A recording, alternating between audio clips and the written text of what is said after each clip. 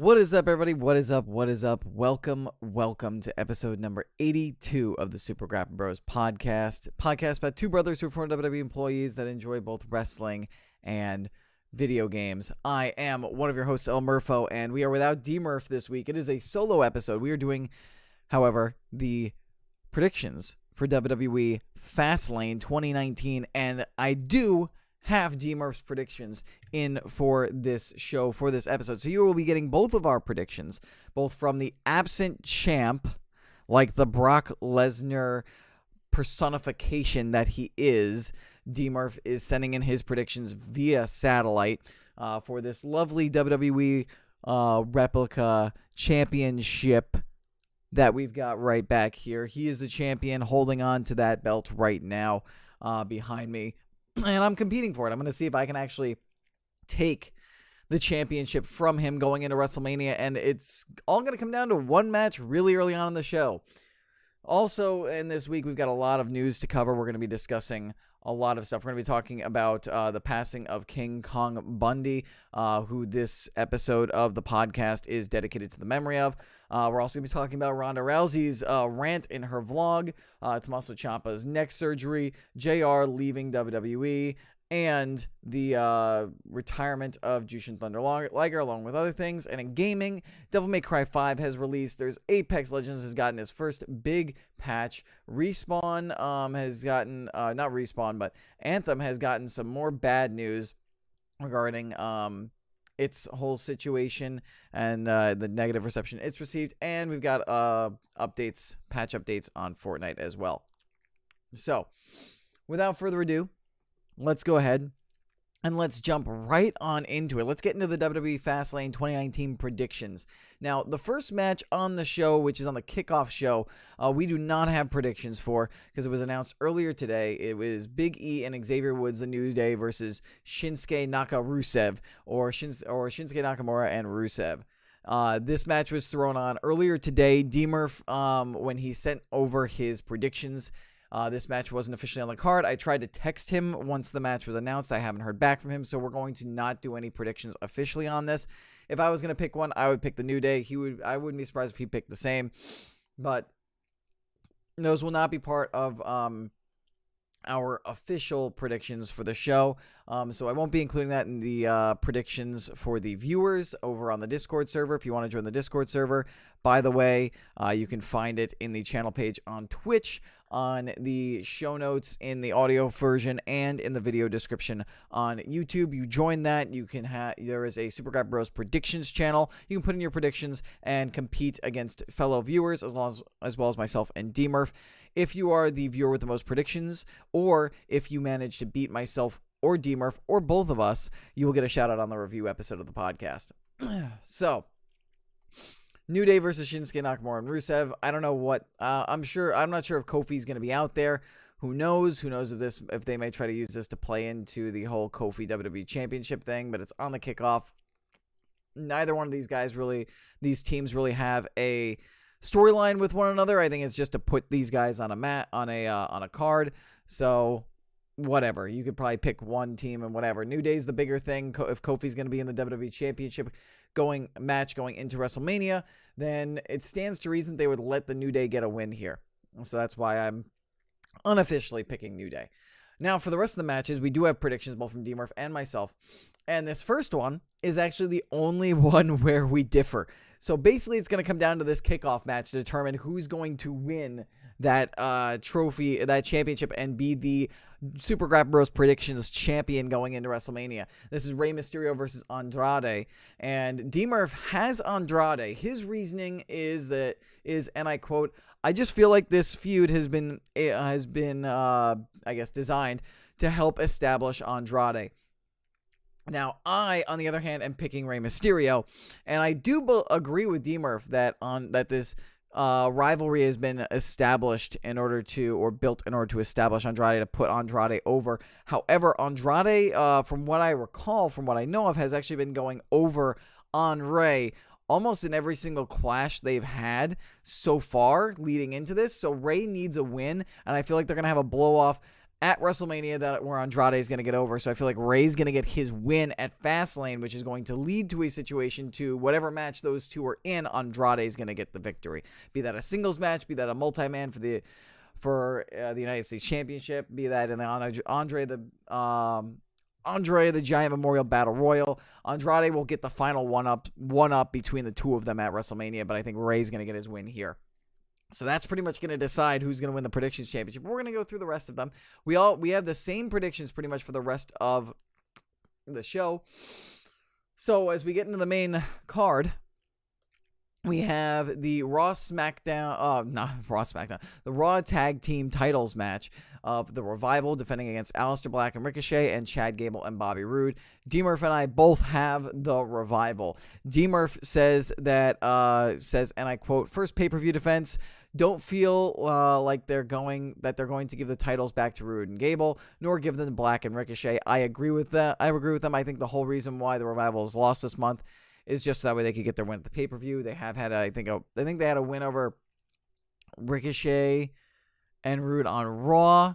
But I can't remember. I think Roode and Gable interfered, which might have caused a disqualification win for Black and Ricochet. But regardless, I'm pretty sure the Revival is going to win. They're not going to lose in their first opening championship match, especially all the backstage drama that's been going on with them. Aleister Black and Ricochet, again, I think they're being built up for going for either the NXT championships and TakeOver New York, or they're going to have a rivalry at NXT TakeOver New York, have a match against one another. So it really doesn't make sense for these two in either scenario to be the Raw Tag Team Champions. Why would you have the Raw Tag Team Champions competing for, challenging for the NXT Tag Team Championships when technically the titles they already have are technically in the hierarchy of WWE the superior championships? And then why would you have them as a tag team still, let alone being tag team champions going into WrestleMania, unless you want to have some sort of screwy thing where they lose the championships again right back to the Revival or Chad Gable and Bobby Roode the next night on Raw, or before their breakup or blow off with TakeOver or the NXT taping. So both of us had the Revival in that match. The following match is the SmackDown Women's Championship of Asuka versus Mandy Rose, and we both have Asuka.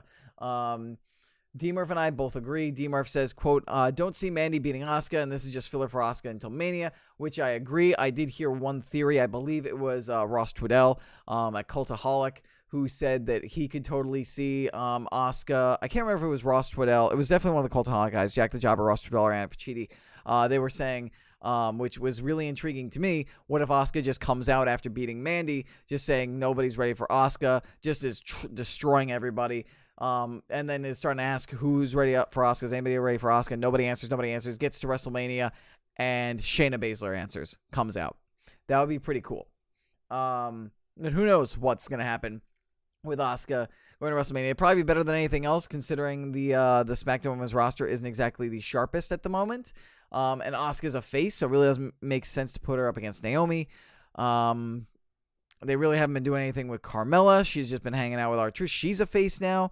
You really don't have any like kind of established heels aside from, again, Mandy Rose and God, why am I blanking on her name? I'm blanking on Mandy Rose's tag team partner, Sonya Deville. Sonya Deville. Finally remembered it. Unless it was going to be Sonya Deville or Mandy Rose. And if they're already doing Mandy, are they going to do Mandy again at WrestleMania? So, yeah, Asuka's going to win this one. They're not going to have Mandy Rose win this championship match. Moving on from there, we've got the Usos versus The Miz and Shane McMahon and McMiz. They are also known as for the SmackDown Tag Team titles. We both have the Usos defending. DMurph says, quote, "Think it's leading to a Miz versus Shane match at Mania." I agree. This show is in Cleveland, as many other people have stated before this. You know, WWE, when it comes to homecomings, they kind of don't like to let the hometown person win all the time.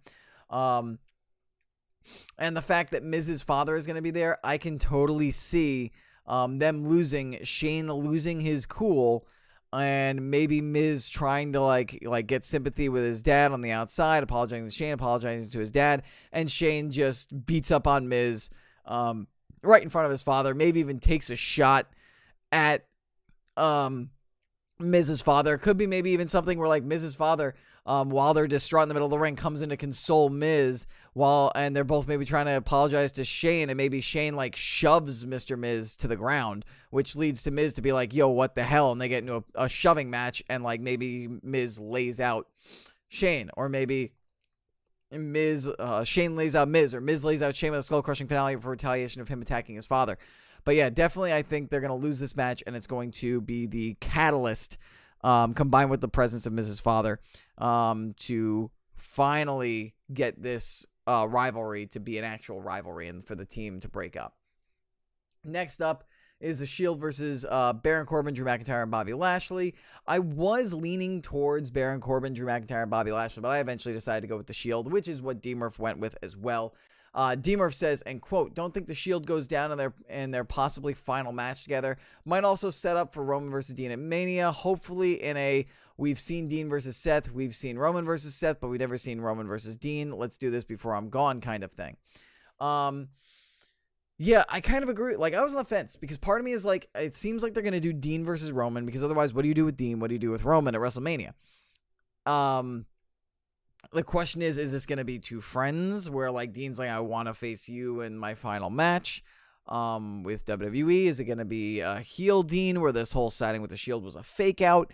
I could very much see Dean turning on the Shield at Fastlane. The question is going to be, is it going to happen during the match or after the match? If it happens during the match, does that mean that they'll have Roman in his first match back since announcing that that his leukemia is in remission, eat a loss at the hands of Dean Ambrose? It kind of saves it if it was Dean, and that almost led me to say that to go with Corbin, McIntyre, and Lashley, but I think I'm going to stick with the Shield.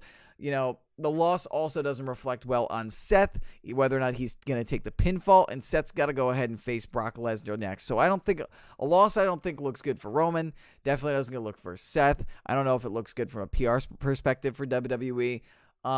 So I think they win, maybe there's some sort of communication in the win or something, or Dean gets pissed off and then Dean turns on Roman, or they do the turn like maybe on the Raw the following night, something like that. But we both have the Shield. Charlotte Flair versus Becky Lynch. The stipulation was formerly for the vacated Raw Women's Championship, but Ronda Rousey came back and took the championship. But now the stipulation is that Becky Lynch wins. She's in the triple threat match. So naturally, of course, we both have Becky Lynch winning. Whether or not that's winning clean or Ronda coming out and deciding to just beat the hell out of Becky, thus leading to a disqualification in which Becky is declared the winner and thus she's in the match as well. DMurph says, and I quote, if you don't have Becky in that Mania match, there's no point in having the Mania match, which I agree with. So I am also fully in the corner of Becky Lynch. Becky Lynch is winning that match. She's going to be in that Mania match. It's going to be a triple threat match. No doubt about it. Do not bet against it. Hello to Blake Canalia in chat. And hello to Big Stupid also in chat. If you guys want to get involved in the chat and be part of conversation on the podcast, make sure to head over to twitch.tv/L_Murpho. Big Stupid, with regards to the Shield match, asks, what percentage health-wise do you think Roman is right now? 75 or 80%? I really don't know. And I really don't think we'll know until we see what he does in the ring, how limited he is, how much in-ring time he gets, to determine that. I'm not quite sure. He's been able to do stuff physically. He's been able to take bumps and deliver Superman punches and spears. So it looks good, but I can't get a fair gauge on it until I actually see how much work he does in the tag match. And Blake says, good news, he's going to Money in the Bank. Congratulations, man. That's going to be fun. Money in the Bank is a fun event. Those matches are awesome. Anyway, we got to wrap up these predictions. The final match on the card is the WWE Championship match that came out of nowhere a few weeks ago. Daniel Bryan versus Kevin Owens. I don't know what's going to happen here. Some people are saying Sami Zayn is going to come back and turn on Kevin Owens and join Daniel Bryan, and we'll have like a maybe like a face Kevin Owens versus a heel Sami Zayn at WrestleMania, or involved in something at WrestleMania. I don't know what Kevin's going to do at WrestleMania, because I don't think you involve him with the championship match after this. We both have Daniel Bryan winning. Blake Canellia is going with Kevin Owens. I don't know why you would pick against Daniel Bryan here, because Kevin Owens versus Kofi Kingston doesn't have as much sell to it. I think Daniel Bryan versus Kofi Kingston is the match. DMurph agrees. He says, quote, need to have Bryan versus Kofi. He typed B, but I think it's versus Kofi. Need to have or Bryan beat Owens to face Kofi at Mania, or else people won't even care about it, which I kind of agree. Like the pseudo face versus the true face, or you can have the eco warrior Daniel Bryan facing off against the guy who just is all about shilling merch as a member of the New Day. And Kofi, the New Day is like all about positivity and having fun, and also kind of just like they're like what Daniel Bryan would call capitalist shills, which, I mean, I don't agree. I mean, they do a lot for the shop, but it's kind of part of the gimmick, which is awesome. But I think Daniel Bryan has to win this match. I don't know how they're going to do it, and I hope the way that it resolves ends up giving Kevin Owens something good or something to work with towards going to WrestleMania, because it'd be a real shame for him to just come in out of nowhere, have some not too important title match without a lot of hype to it, and then just be kind of like an afterthought at WrestleMania. What does Strowman do at Mania? Asks Adam Ritt. I do not know. I really don't know what Strowman's going to do. Maybe he'll win the Andre the Giant Memorial Battle Royal. By the way, I'd also like to say yes. Thank you so much to Big Stupid for kicking that sub button's ass on Twitch with his tier 1 sub. 7th month total and a 3-month streak. His 7 months is about as many months as Lesnar's title defenses. Thank you. And using that Twitch exclusive NXT sub emote, NXT Championship sub emote.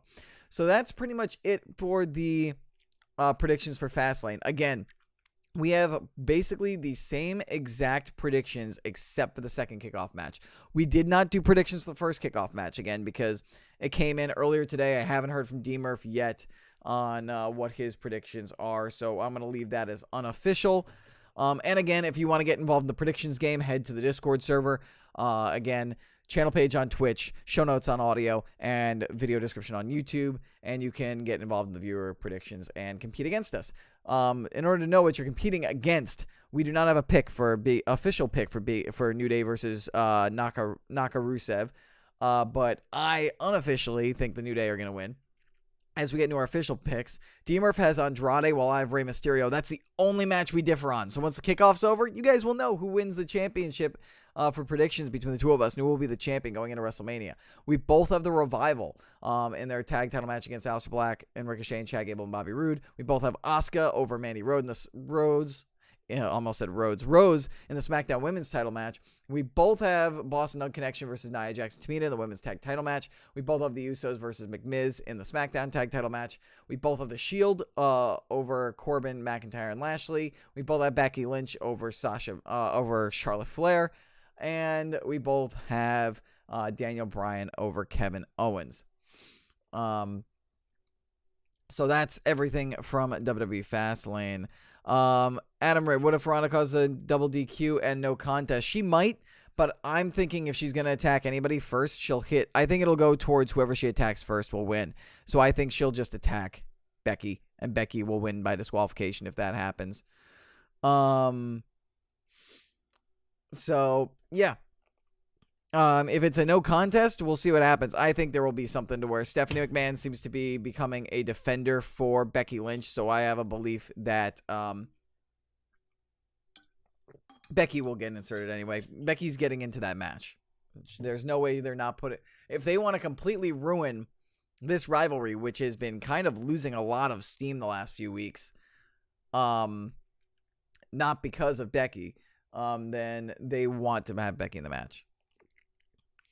if she's smart, she attacks Flair to keep it 1-1. No, because if you've been following, if you pay attention, and we'll get into this later, if you pay attention to her latest vlog, you pay attention to the Twitter war she's been having with Becky, it's mostly Becky she has a problem with, and she doesn't give a damn about Charlotte being in the match. Which, as I'll get into, I think is all part of the story. Anyway, let's get into the weekly recap before we get to the actual wrestling news portion of the episode. The weekly WWE TV recap. These are the big things, like big takeaways from WWE TV this week. Ronda Rousey, as I mentioned before, she came back on Raw, reclaimed the Raw Women's title, and caused Stephanie McMahon to change the stipulation of Charlotte Becky to where if Becky wins, she's in the main event at WrestleMania, or the title match at WrestleMania. Then Ronda just beat the hell out of Becky, centered her attack on her ribs, so Becky's going to have bum ribs and a bum knee going into this match against Charlotte.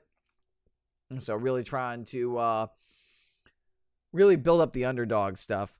But having Steph side with Becky really kills her character. I mean, her character has been going that way for the last month, so oh well. Steph's been a heel for so long. Maybe it'll be nice if she's a face. Adam Ritt asks real quick for me to double back on the tag title match. We both picked, DMurph and myself both picked Boston Hug Connection, which is Sasha Banks and Bayley over Nia Jax and Tamina. All right. The rest of the weekly recap. The Shield reunited when Dean Ambrose made the save on Roman and Seth after Corbin McIntyre and Lashley attacked the two and beat them down. Dean was conflicted. The two came down after Lashley lost a match, or after Ambrose lost a match. Ambrose decided not to talk to them, tried to leave through the crowd. The trio of Woe just decided to come down. That's not their official name. That's just me spitting out a random name for the three of them. Came down and started laying the beat down on Reigns and Rollins, and then Ambrose came in, made the save, and then they did the whole Hounds of Justice fist pump, and ended up together again. All happy sunshine and rainbows until Dean decides to be a jerk and, just attack Roman out of nowhere. Then we had Triple H cutting a very weird fourth wall breaking promo on Batista, and I'll get into this more when I talk about the Ronda vlog, but I'm finding it really weird how WWE is stacking the whole wrestling isn't real, but this rivalry and this fight is real. Because, there was no precedent to this, really. I get what they're trying to do, where, Batista decided not to do the backstage politics, so he just attacked Ric Flair, the man, backstage. But it's at this point, we know it's all fake. We know it's fake. We know that this is a work. Honestly, this kind of stuff, especially when you've got another storyline that's doing almost the same thing, or maybe two storylines almost doing the same thing, it's almost kind of overload. And I feel like we're getting to the point to where those CM Punk kind of pipe bomb promos where it's this isn't fake, this is real. We're going to use our real names and everything so people think it's real, is almost kind of getting really stale. There's almost no impact to it because WWE seems to be doing it a lot more often, especially with this lead into this WrestleMania, and it's kind of almost becoming white noise, and it's almost kind of devaluing the rest of the product because you're all right, so I should really care about this because this is legit and this is legit, so I shouldn't care about what's going on with the Shield. I shouldn't care about what's going on with Kofi and Daniel Bryan. I shouldn't care about any of this other stuff because it's fake and they're just characters. Every once in a while, when it's a whole disgruntled employee kind of angle, maybe every few years, and the sense of the backstage that they're being held back, like a CM Punk type of situation, when you do that, then it works. If it seems like a character backstage at the end of his rope and is about to snap at any given moment, and then he does snap, like with the Joey Styles promo and the CM Punk previously mentioned pipe bomb, it works. But I feel like now we're getting to the point to where it's old hat. It's very old hat, and it doesn't have the impact anymore. I watched this promo, and I was ready for Triple H to get intense. I was ready for them to be in character and attack each other.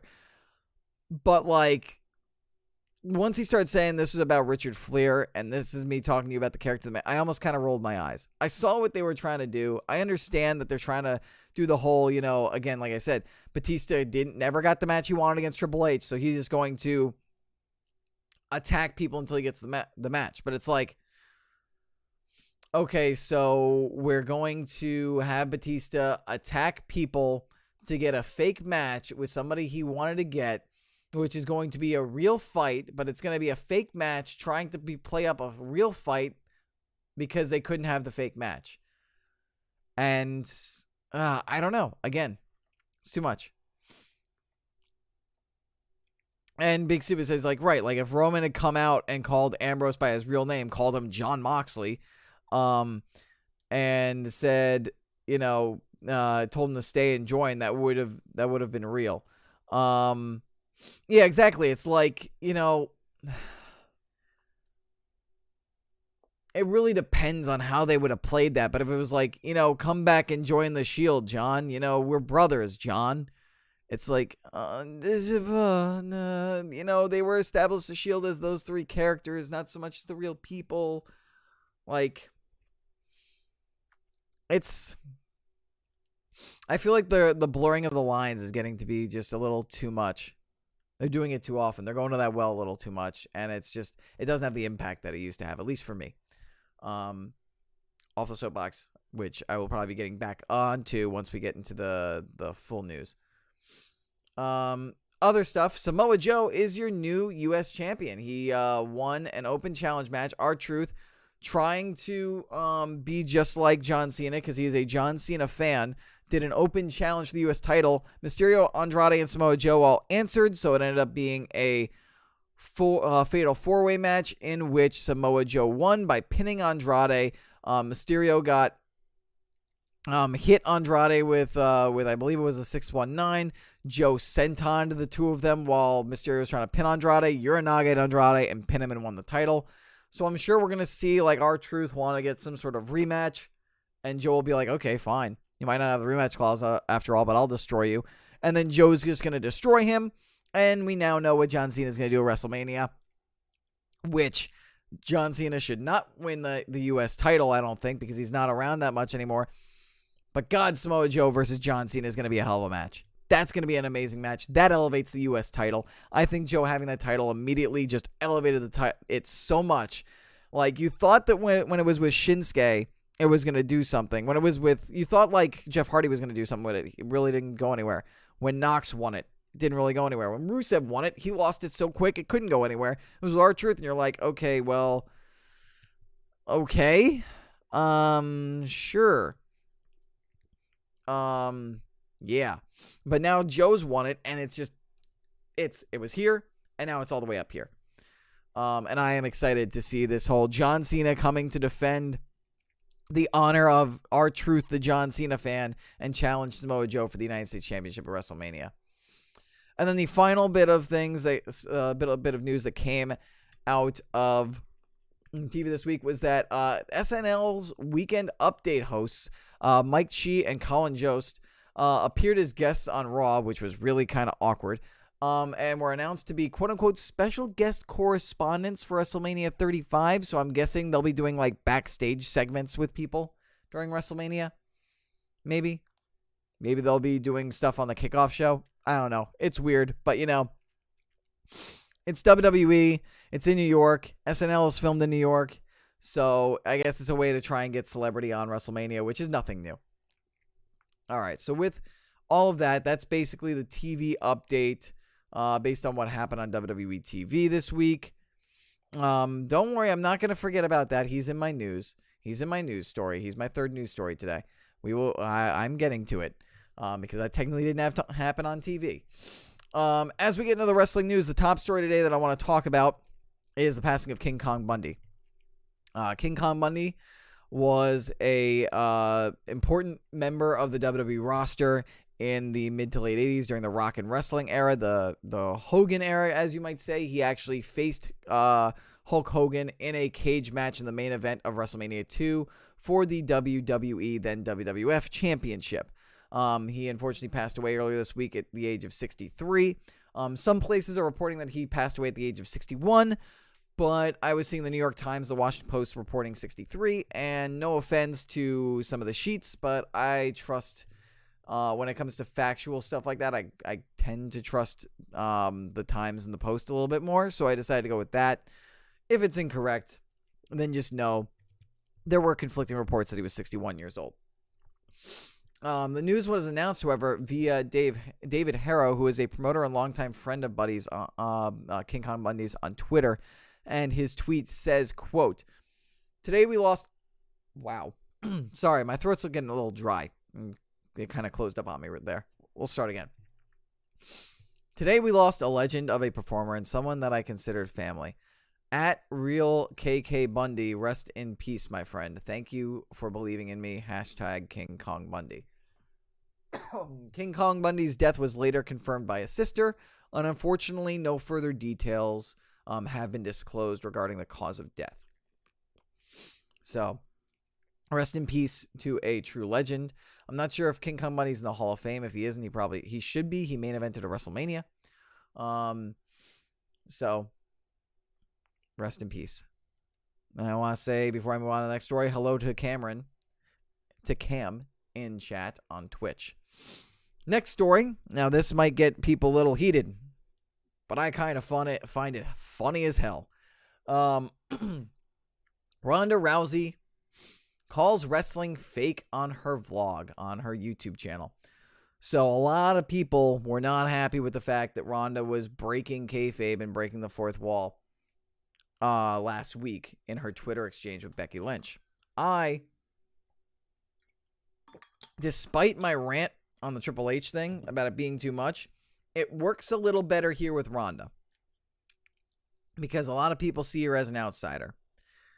And people think that, like, you know, she's not the one that should be winning, that it's Becky Lynch. And I think Becky and Ronda were just having fun with themselves. Maybe they were told, you know, you feel free to break kayfabe. Maybe they're given directions. And Ronda got some heat, and I think they noticed it and they picked up on it. And they decided, well, let's run with this. Let's make this Ronda's character where she hates wrestling. And this will get people to want Becky to win even more. Instead of having her be the person in between, it gives Ronda a personality, more of an edge. So when she came out on Raw, she had that edge. She attacked Becky Lynch. Then she had a vlog that came out that showed her going to Philadelphia for Raw. And I understand what Cam's saying. He says he's not a fan of this because it contradicts the whole story we've been told about Ronda before now, which is exactly why I think it's hilarious that people are freaking out over this and like just spewing vitriol and hatred at Ronda Rousey. But I mean, props, she's getting the reaction. But it's funny to me because we know the story about Ronda and we know that this is a work. Like, this is so clearly a work that the fact that people are getting upset over it, I find to be hilarious. To be perfectly honest, I think it's funny as all hell. I personally think it's a nice little change as far as the character of Ronda, and they could maybe write it to where she said, you know, where maybe later on they kind of like retcon that to where she says, you know, I've just gotten tired. And I think that's kind of what she said at one point, is that she's just tired. She's tired of pandering to people. She's tired of trying to put on a brave face while people aren't cheering for her, while they're booing for her, while she's such a wrestling fan. And I think that in a sense is kind of an excuse and that little bit of window for her to like crack the door open and go full into this character. But we still know that's not true. Cam says, I think it's good because it got the headlines that it is aimed at, but is the wrong kind of heat. Makes me less interested in Ronda than makes me hate her. Well, I mean, that's fair. That's fair, but like you said, but it's great how furious some people are over it. I think even though like you may, and your reasons, Cam, are perfectly justified. You're totally welcome to have that opinion, and I totally can see other people having it. It's fair. It's a fair opinion. It's a fair take. And I definitely see where you're coming from. But I think like the fact that people are getting so pissed off over this means that it's going over well, and it's kind of the right way to go about it. Anyway, for anybody who has not seen the video, go to Ronda Rousey's official YouTube channel and you can watch the vlog. I'm going to read this quote and I'm going to further tell you guys, based on the other stuff that happened in the vlog, why I think this is such a work, aside from what we've already talked about. Now, the quote from Ronda Rousey, this is where she had just gone on a rant about a profanity-laced rant about the fans in Los Angeles, and how they're not true sports fans, and how fickle they are, and how people migrate from the Midwest to LA to say that they're from Los Angeles, but they've only been there 5-10 years and stuff like that. And you could say the same thing about New York, certain New Yorkers as well. That's not me saying that those people aren't New Yorkers. I'm just saying you could make that argument for it. I honestly think if you're in New York, if you've lived in New York for a while, you're a New Yorker.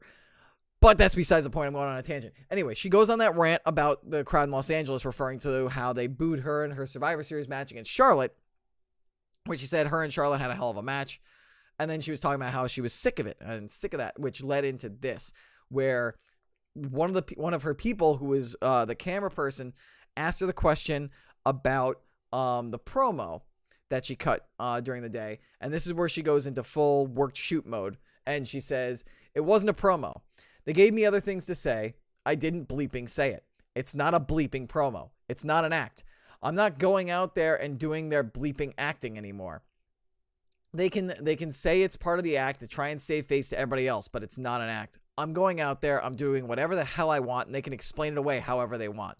But bleep them. Everybody, WWE Universe included. I meant that I'm going to disrespect the sport that they all love so much. Oh, don't break kayfabe, Ronda. Wrestling is scripted. It's made up. It's not real. None of those bitches can bleep and touch me. The end." And then the vlog ended. So this is what all people are pissed off at. Specifically the very end, where she says, "Oh, don't, F them, the WWE Universe included, but also, oh, don't break kayfabe, Ronda. Wrestling is scripted. It's made up. It's not real. None of these bitches can bleeping touch me." The end. Now, again, I feel like we shouldn't be trying. We should. Well, you see to me that's her trying so hard. Have you seen the video, though? Because when you see the video and you see the way she says it, it's actually one of the best promos she's ever cut. But anyway, getting back to what I was saying, like the fourth wall breaking, like this, I'm like, I know it's not real. I know it's not real, and they're trying hard, and I kind of like it because it's getting the response. But then the whole Triple H thing, like, kind of just almost lessens the impact of this to me, because like now you're doing two things at once, and again, like, it's getting a reaction. Like with the Triple H thing, I'm like, this just doesn't work as the like wrestling is real thing, and this also kind of hurts the whole thing. It's like, okay, so none of it's real. Becky's thing is real. Are we trying to make it believe that this is going to be an actual fight at WrestleMania, or that apparently Rousey's going to try to shoot on WrestleMania? I think it would be awesome if they run it to the point to where they do some moves and Ronda sells it to a point.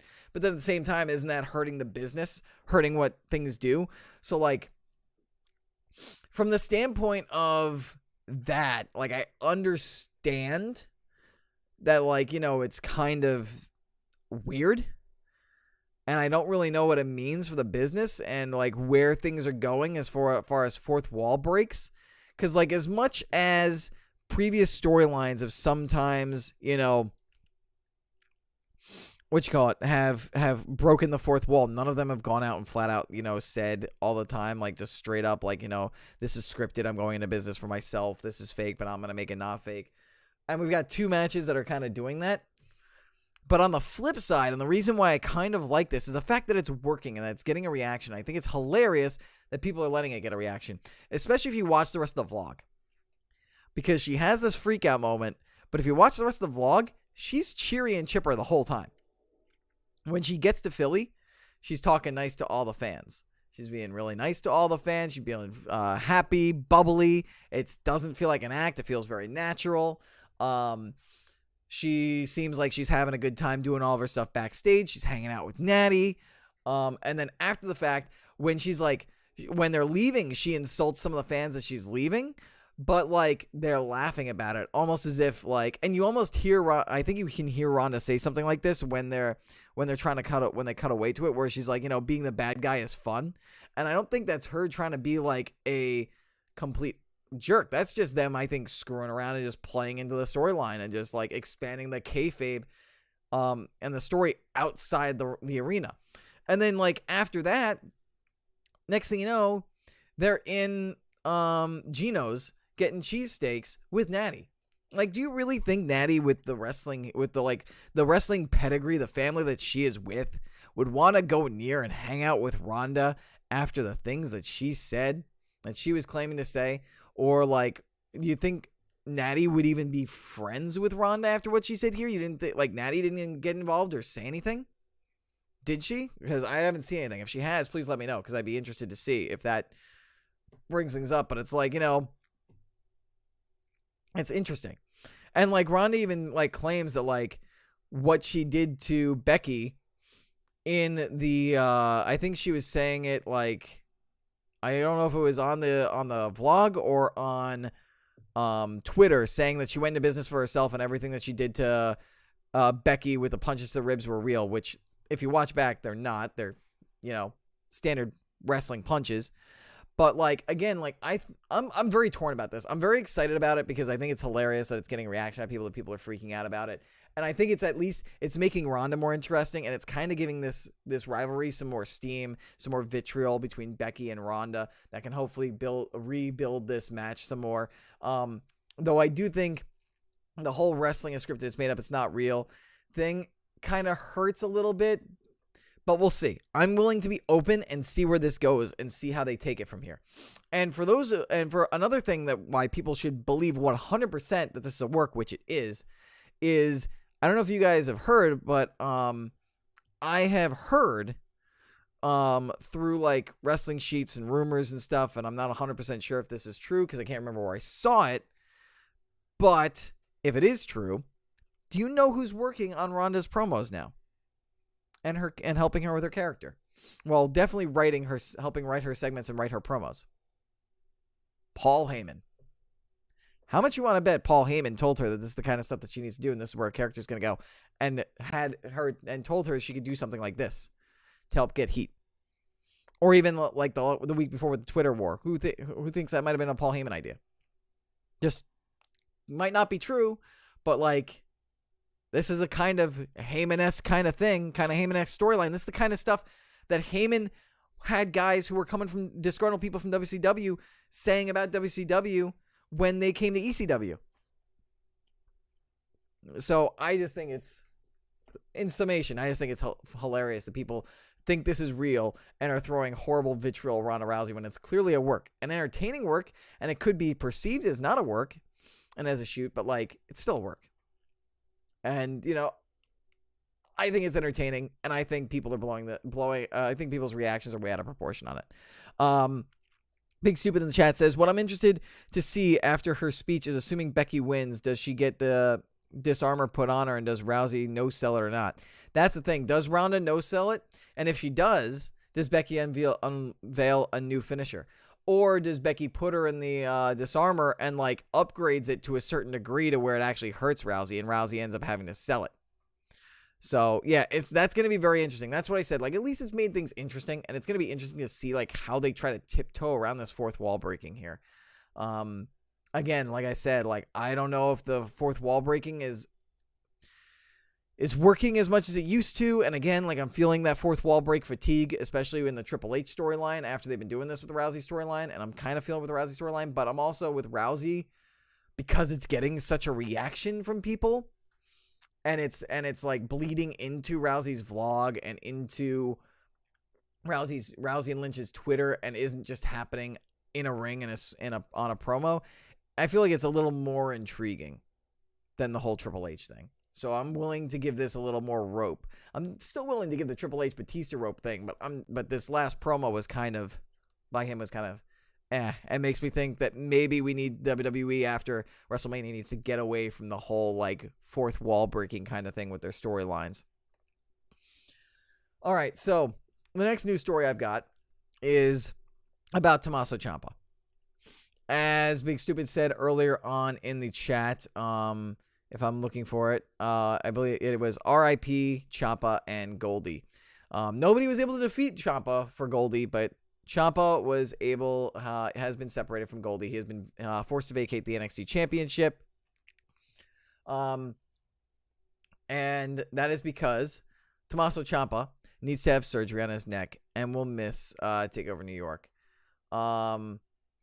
This report is coming via Dave Meltzer from Wrestling Observer Radio. WWE announced he was going to be having surgery, but Meltzer confirmed it on Wrestling Observer Radio. And I'm going to take an article excerpt from Figure 4 Online of Joseph Courier basically talking about what Meltzer said on Wrestling Observer Radio. And he says, on Wrestling Observer Radio overnight, Dave Meltzer reported that WWE, and this was overnight as of the time of the writing of the story, WWE has confirmed Ciampa will undergo neck surgery. Meltzer said Ciampa will have the surgery in the next couple of days and won't be able to wrestle, quote, for a long, long time. But exactly how long isn't known. Meltzer said Ciampa was originally going to be out of action after working through WrestleMania, but Meltzer speculated that the situation must have gotten so bad that it was decided that they have to do the surgery now. So it seems almost like kind of like an Edge thing, where like Edge was wrestling and his neck was hurt, but he was like, I'll go through WrestleMania and then see how it is, go to a doctor. Went to a doctor and they're like, you need to retire right now. And I feel like his injury was, I don't know exactly what his injury is with his neck. If anybody has that information, please let me know in the chat.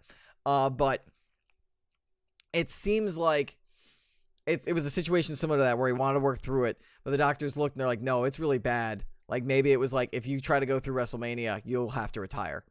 And neck injuries are not a fast recovery. If you remember when, if any of you guys remember way back in the Attitude Era, Stone Cold Steve Austin was battling neck injuries and eventually had to go under the knife in order to prolong his career by a couple of years. And he was out for, I think, about a year. For nearly a year, I think. Maybe it was more like, I think it was more, yeah, I'm pretty sure it was like a year. It was a while. It was, that was the whole storyline from where he got ran over by the car by, Triple H, though it was kind of Rikishi, but it was really Triple H. So it's they take a while. So don't expect Ciampa to be back for a while. Will Ciampa go right up to the main roster when he comes back? Probably. What's going to happen with the NXT Championship? It'll probably be, I think Gargano is going to be in the match. I wouldn't be surprised if you do Gargano versus Adam Cole, and then we get some Undisputed Era silliness. Maybe you play it in that Gargano turning on Ciampa at the end of the most recent tapings is what caused Ciampa to be hurt, and now Johnny has exercised Ciampa and now has to get the NXT Championship. He'll face Adam Cole. There will be some Undisputed Era tomfoolery. Adam Cole wins the NXT Championship, and Johnny Gargano goes up to the main roster. Or Johnny Gargano wins, stays in NXT for about another takeover until he loses to Adam Cole or somebody, and then goes up to the main roster. But we'll see. Anyway, let me catch up to chat with regarding to stuff for this story, and then I'll go back to the previous story because there were some more comments about Becky Lynch and whatnot. Let's see. TMC The Show says Ciampa with a crying face emoji. I agree. I feel awful for him. Which Big Stupid says just absolutely brutal. I feel bad for him. Hopefully he can get back to healthy and come back. Yes. I agree that it's really bad. I hope he can get healthy soon. It's, again, like I said, it's a neck injury. It's going to take a while. And Big Stupid also said, from what he's heard, it's a narrowing of the spinal cord like Edge and CSC and Stone Cold Steve Austin. Yeah, exactly. So it's exactly what I was predicting. It was like it was a similar injury to Austin and Edge, and Ciampa was trying to do what Edge did, and they were like, no, you're going to have to retire if you try to do what Edge did, because that's what happened to Edge. And Big Stupid said where Edge had to retire. They also said Sheamus has a version of it too, but he's still able to wrestle apparently. Interesting. I did it for The Rock. I did it for the people.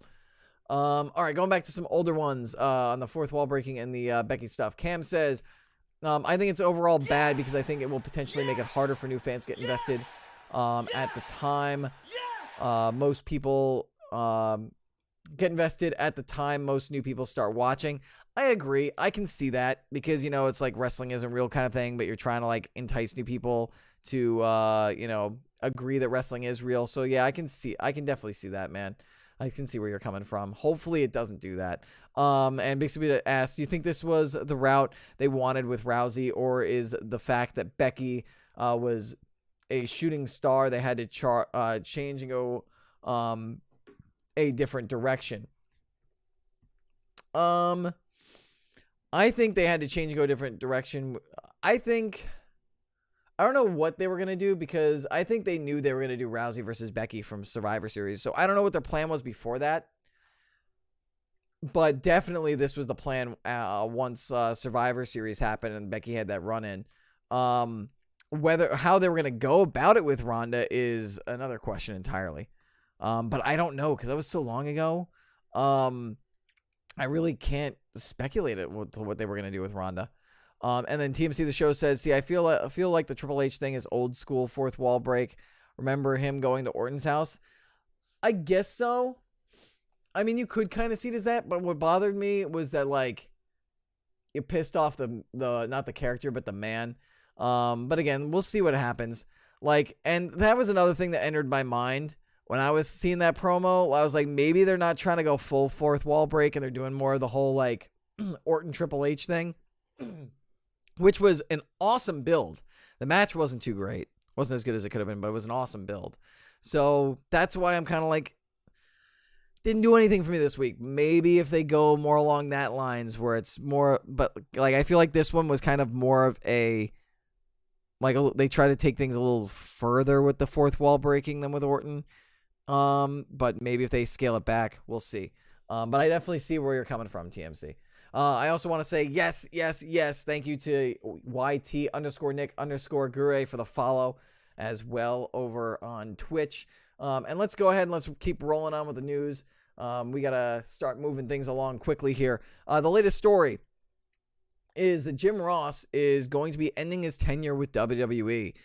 Jim Ross to leave WWE at the end of the month. This is via the Jim Ross Report. JR said this on his podcast, and this is different bits and pieces. I'll reiterate to where it says he continues in this statement because he had a really long explanation as to what happened. It sounds like it was a mutual thing and that everything's still good between him and WWE. But the quote from JR in his podcast says, I still want to play the game. I still want to stay busy. I still think I can do play-by-play, even though others that surround Vince think I can't. I don't know. And then he continues, I will not be returning to WWE after the 29th of March, which means that's before WrestleMania. And then he continues, I still feel like I can get the job done doing wrestling play-by-play, and I want to explore that possibility. Then it goes on further to where he says, nothing but good things to say about everybody involved. A little bit longer. I have no regrets. A little bit longer after that, he says, I do plan on being busy and productive. Then another little jump, and he finally says, like, don't know exactly what that's going to be yet. I think everybody else probably knows. But I don't think I'll be out of work long. As Cam says, I wonder where it could possibly end up. We don't have announcers yet officially revealed. We don't have the play-by-play and the commentary team officially announced for AEW and Double or Nothing. So all signs are pointing to that JR, like the reports were saying last year when they were first surfacing about AEW, that JR is going to be involved. Maybe somewhere with a lesser schedule and some elite wrestling. Some elite wrestling. I think it's all elite wrestling. So yeah, this really puts fire on the flames of JR to AEW, especially for Double or Nothing. So once the 29th of March is over, be ready to look any day now when for a JR to AEW announcement. Big Stupid, where all the hype is. Yes. And then the final bit of news before I get into the wrestling quick hits is Jushin Thunder Liger, the legendary junior division competitor and cruiserweight from WCW at New Japan. You may also remember him, if you only watch WWE, from NXT TakeOver Brooklyn, where he wrestled Tyler Breeze. Liger announced that he will retire at the Tokyo Dome next January, which insinuates that it's going to be at Wrestle Kingdom. Wrestle Kingdom apparently is going to be a 2-day show next year, by the way. So that's a thing. There's actually been debate about whether or not WrestleMania will eventually become a 2-day show, which I would not mind at all. Anyway, the article expert from Brian Rose at Figure 4 Online says, quote, Making the announcement during a press conference. This was via a New Japan press conference for Liger. The article says, making the announcement during a press conference, Liger, 54, said that he hopes to wrestle all around the world until the next Tokyo Dome card in January, where he will retire. He'll be out during the New Japan Cup Tour, as he will be in Ireland. He has also hoped that he would be able to wrestle at the G1 Supercard event next month at Madison Square Garden, which I hope he would. Sad to see Liger go, but I mean, again, look, he's 54. He's been wrestling for how long? Like, I'm honestly amazed that Liger's been able to wrestle and at the level that he's been able to wrestle at for the last, 5 to 10 years. So, it's sad to see a legend go like that, but, he's had a really long and successful career. Would have been great to have seen him in WWE more and seen him do bigger things, but he's still had a really good career in WCW and a long and stable career with New Japan. And I want to say, we're going to go back to Ronda one last time because TMC the show chimes in saying, also with the Ronda thing, similar to Nia or Big Show, when you make them dominant heel, it's tough to make it believable that the other ladies can hang, especially the drop off after Charlotte, Becky, Asuka. I kind of agree. I see what you're saying, where it's like, physically, they're so imposing as a fighter. Once you pose them as that, it's kind of hard to suspend your disbelief that anybody else can do it. But I think if they build up Becky, where she's fighting off the rib injury, fighting off the knee injury, and is still like, come on, bring it, and can keep up toe to toe with Ronda, I think they can make it believable. But we'll see. Cam with regarding along, Liger says, I wonder who his final match will be with, since the junior division is pretty light at the moment. Yeah, exactly, because Ospreay is going up to heavyweight, and Kushida is now going to be with WWE. So it's going to be very interesting to see what happens. So yeah, it'll be interesting to see who Liger competes against. But I'm sure that we'll see some guys come and rise up in the next year in New Japan for it. All right, let's hit wrestling quick hits. This is all the news that I felt that it was important for you guys to know, but we didn't have the time to do a full in-depth discussion about, so the headlines have enough information. We list the writer, we list the source. You can go check it out yourself. Anyway, the wrestling quick hits. Arn Anderson, as we reported and talked about before, he was fired, let go. We thought he was released or had left or resigned from WWE. Turns out he was fired, and the reasoning why was because at a house show, Alicia Fox showed up drunk or intoxicated. It was the official word, and Arn Anderson, instead of telling her she couldn't wrestle because of the state she was in, let her compete. The news got back to Vince. Vince was upset that Arn let an intoxicated wrestler compete, and there go, fired her. The next story. This came out today, actually. Gallows and Anderson, the Good Brothers, aka The Club, have turned down new multi-million-dollar deals with WWE. That first story, by the way, was via Raj Giri at Wrestle Inc. This one on Gallows and Anderson is via Mike Johnson at PW Insider.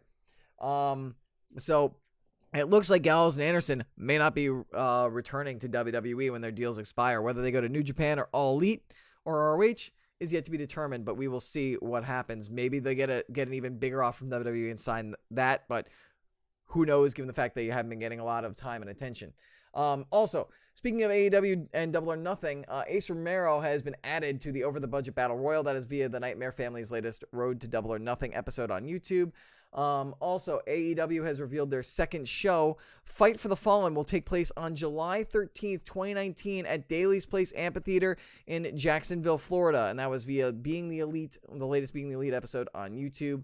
Also, New Japan has revealed that it will be adding, New Japan and ROH, it's revealed by ROH on ROHWrestling.com, added an Honor Rumble match to the G1 Supercard pre-show.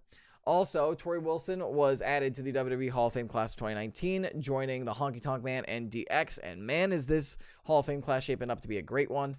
And finally, Tampa, Florida has been announced as the host city for WrestleMania 36, which the event will take place at Raymond James Stadium, where the Tampa Bay Buccaneers play, and also where the new XFL Tampa team will be playing at. And that was via the WWE on YouTube. They streamed the press conference making the reveal. And with that, guys, that's going to end the wrestling discussion, and we're going to get into gaming. Not a lot of gaming news this week, but we're going to get into it. As far as new releases go, there was one that flew under the radar for everybody, but it is getting a hell of a positive reception, and that is Devil May Cry 5. We got the review roundup here from VG247, and it says, VG247 itself, its review, they do not do scores, so its headline says, Capcom is a master of the genre it spawned. Eurogamer has it as recommended. US Gamer gave it a 4.5 out of 5. GameSpot gave it a 9. IGN a 9.5. Games Beat a 70 out of 100. Press Start a 9. COG Connected a 94 out of 100. Screen Rant a 4 out of 5. Guardian a 5 out of 5. Destructoid 10. Shack News 9. Telegraph 5 out of 5. Game Informer 8 out of 5. Games Radar Plus 4.5 out of 5. Video Gamer 9 and PC Gamer 90 out of 100. So I looked at some of the reviews, some of the review videos, watched some gameplay, and Devil May Cry 5, though I'm not big into the hack and slash kind of games with really hard difficulty, I think it looks beautiful, and I think everybody who was a Devil May Cry fan or likes that kind of game will absolutely love Devil May Cry 5. So have I seen Captain Marvel yet? No, I have not seen Captain Marvel yet. Gaming, and then as we get into the bigger gaming news, Apex Legends has released its first big patch for the game, and it is nerfing the Wingman and the Peacekeeper, and this is via Sheriff Syed of VG247.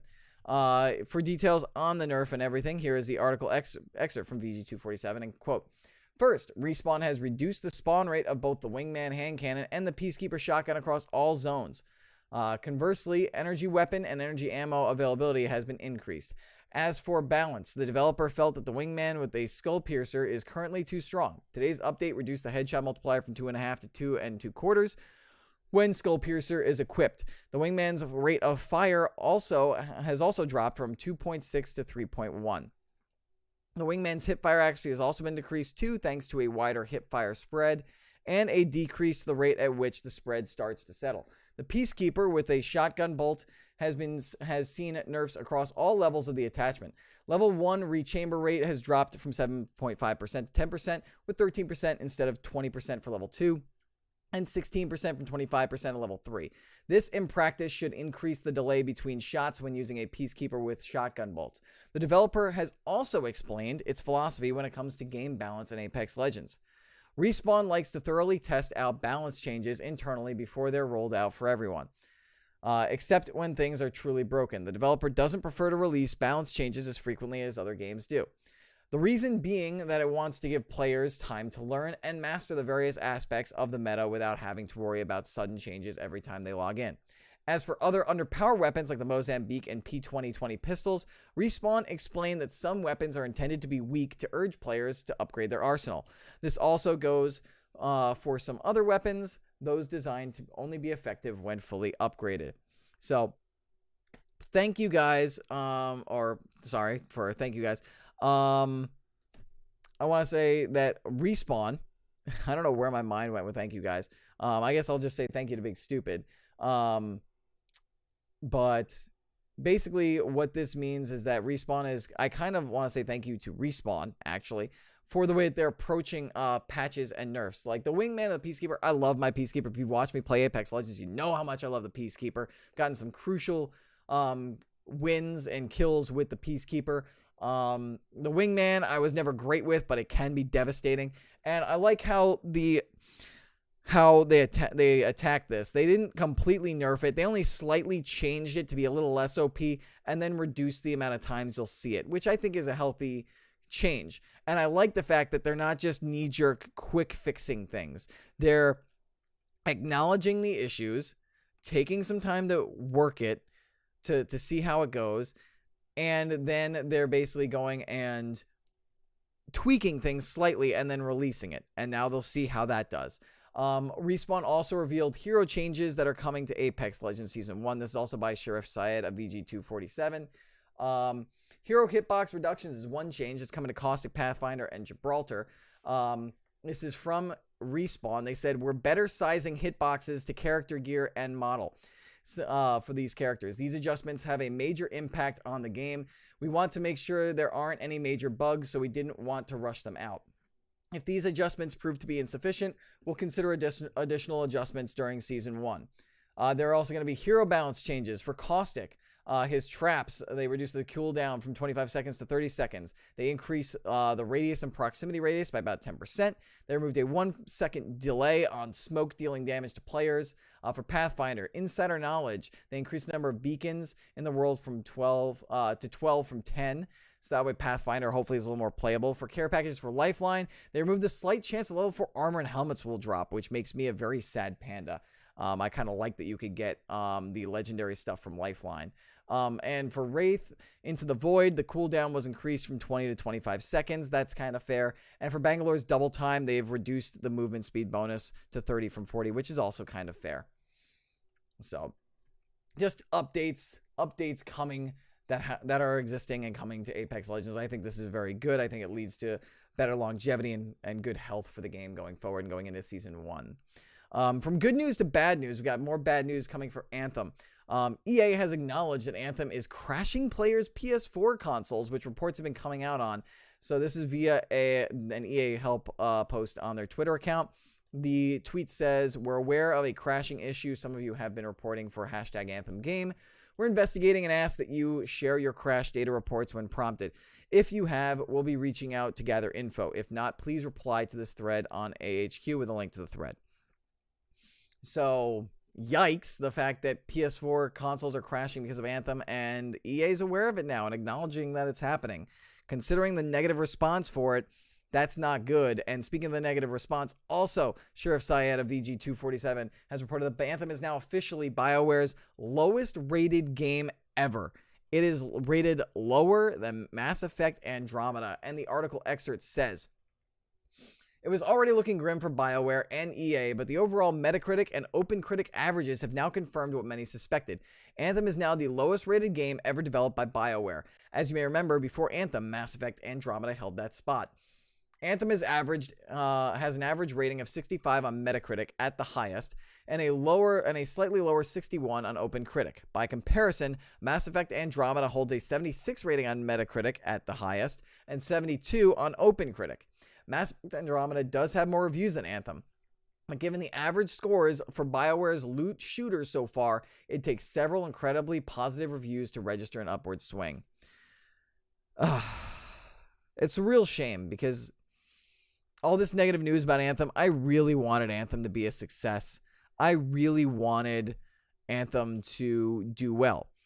I'm a BioWare fan, but like I learned from Mass Effect Andromeda and just from other games like this that were like Destiny clones and whatnot, just to hold off, wait and see what the reception is, and then if it's good, pick it up, and if it's bad, wait and see if they fix it, and then pick it up. It's the same thing I went with Fallout 76, and so far I'm 2 for 2 on that, and that's what I'm going to be doing with the Division 2 as well. Hopefully Division 2 ends up coming out, being received well, and I can pick it up right away, but it sucks to see this happen after Mass Effect Andromeda, because Mass Effect Andromeda, it was most of the bugs, and like the game wasn't as big as it was promised, and I really hope this doesn't hurt BioWare to the fact that where BioWare maybe goes under or gets shuttered by EA, because that would be a goddamn shame.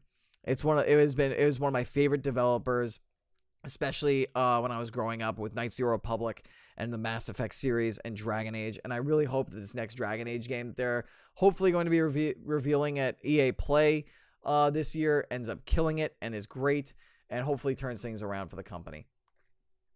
And the final bit of news from the video game industry that I want to get into has to do with Fortnite. Fortnite released a new patch this week, or a new update that introduces buried treasure and slide duos, and also they've vaulted the explosive bottle rockets. But I'm going to explain a little bit about buried treasure and slide duos. This is also from BG247, but actually from James Billcliffe this time. And the article excerpt on buried treasure says, "The buried treasure in Fortnite is a legendary rarity pickup that you can find both in chests and from floor spawns. You can only hold one at a time, but it'll lead you to an X marks the spot, which you can strike with your pickaxe to uncover masses of precious booty. Read lots more legendary items." So it seems like it's a very risk-reward thing. You take it, and then you have to figure out where this X is, hope it's in the circle, get to it, and then if you do, you'll be ridiculously kitted out for the rest of the game, which is interesting. I'm intrigued by it. They're also pitching, by the way, they're also still pitching the respawn idea, but I haven't seen any formal announcements or introductions to it yet. Which plays into what Cam just said in the chat, where he thinks Fortnite might be getting a little scared of Apex. I think they might be too. I would be too if it's taking you off the top spot and is still holding firm after about a month and is looking healthy with these changes that they're doing. I don't think Fortnite's going to go anytime soon. I think it's still a big major player in the game industry, but I definitely feel like they're scared and threatened by Apex Legends as far as being the top of the mountain in gaming, especially when it comes to amount of players and topmost trafficked on Twitch. With regards to the slide duos, here's an excerpt on that. Also hitting Fortnite this week is a new LTM, limited time mode, slide duos, which gives everyone infinite ammo grapplers and unbreakable ice blocks on your feet so you can slide everywhere, which might be another Apex Legends kind of thing, because Apex Legends has those fast slides and allows you to slide. There's no fall damage, just like Apex, and your max run speed is upped to a ridiculous degree in slide duos, so things are sure to get hectic. Another thing where it's like, well, they're kind of responding to Apex Legends. Cam says, every battle royale, the next thing always seems to overtake the last one and slowly decline. Yeah, we'll see if that happens for Fortnite. I feel like Fortnite's been on top of the game for so long, and it's a AAA developer and Epic that's handling it, unlike with PUBG and DayZ, where they were like small one-person or very small indie studios handling it, to where Epic might be able to like adapt and evolve and actually stay on top of things and survive, because it's a very different situation with BRs that came before it. So we'll see. I think time will tell, but it's very true. Big Super says, until Apex has a solo campaign, they're not a threat to Fortnite. That's fair. I mean, I guess that's fair, because that's true. Apex does have, or Fortnite does have the Save the World campaign. And that's it for the gaming news. So we've got two real quick hits, and then we're going to hit our outro. The first one, Mortal Kombat 11 releases new story trailer confirming the characters Aaron Black, Cassie Cage, and Jackie Briggs as playable characters. And then the last one, the 343 head Bonnie Ross. If you don't know 343, they're running Halo now that Bungie isn't, and Bungie's on Destiny. 343 head Bonnie Ross says the studio sees Halo Infinite as a spiritual reboot, quote unquote, of the franchise, and confirmed that the game will have a presence at E3 2019. This was via an interview on IGN on its YouTube channel and on IGN.com as well. So very interesting. I'm interested to see what's going to happen with Halo Infinite. As long as it's better than Halo 5, that's all that matters to me. I kind of just want to see Halo be relevant again as a longtime Halo fan. And with that is going to do it for episode 82 of the Super Grapple Bros podcast. Thank you all so much for watching. Remember, you can watch this show live on Twitch at twitch.tv/L_Murpho. You can also watch it back in VOD form on Twitch at twitch.tv/L_Murpho. You can also watch it in VOD on YouTube at youtube.com/LMurphoReal. Be sure to like, share, subscribe, all that good stuff there. You can listen to the audio version by searching Super Grapple Bros on Apple Podcasts, SoundCloud, Google Play, Stitcher, Spotify, and more places where podcasts can be found. Be sure to rate, review, and subscribe. Those official ratings and reviews will help us get more visibility on those platforms. Do not forget to sign up for the Discord server. As I mentioned before, it is in the video description on YouTube. It is in the show notes on the audio version and on the channel page on Twitch. Join that. There are two Super Grapple Bros channels there, the viewer predictions that we talked about before. Be sure to get those in for Fastlane. And also a feedback, questions, trivia, suggestions channel as well. You can also leave feedback at supergrappbros@gmail.com.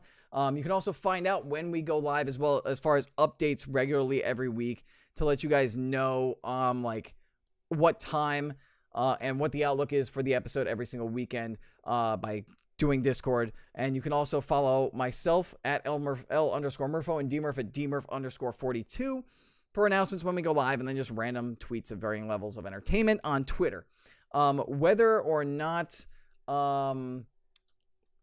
asking whether or not I'm going to be doing a stream for Fastlane. That is my plan. Whether I'm going to do it solo by myself or DMurph's house, I don't know. But again, join the Discord. I'll be updating you guys on Discord about that.